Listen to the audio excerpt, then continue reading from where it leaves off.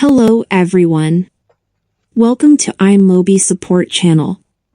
This video will demonstrate how to use AnyFix to upgrade your iOS devices. First, please launch AnyFix and select the Upgrade Downgrade iOS option. Then, connect your iOS device via USB cable. The device model information will be displayed on the interface once it has been detected. Next, please select the one-click to upgrade iOS iPadOS feature and click Download button to get started.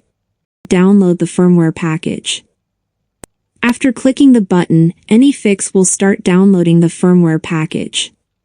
It will take some time to complete the process. Please keep patient.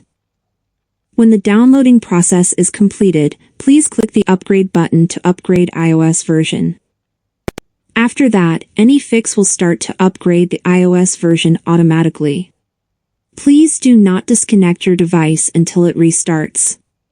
It will take some time. Please be patient. When the process is completed, you will see Upgrade Completed page.